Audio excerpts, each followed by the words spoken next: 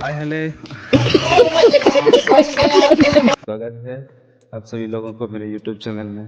तो गाइस काफ़ी दिनों से हम आप लोगों को डेली ब्लॉग दिखाने के लिए चाहते हैं, तो इस चैनल में आप बने रहिएगा। तो देख सकते हैं ये है हमारा गांव का रोड। तो हम यहाँ घूमने के लिए आए थे, मजा आया लेके। तो हमारे गांव में सुबह सुबह ऐसे ही बारिश हो रही है दोस्तों। तो कमेंट करना आप लोगों के आप लोगों के गांव में बारिश हो रही है या नहीं। तो देख सकते हैं हमारे गांव का रास्ता देखिए।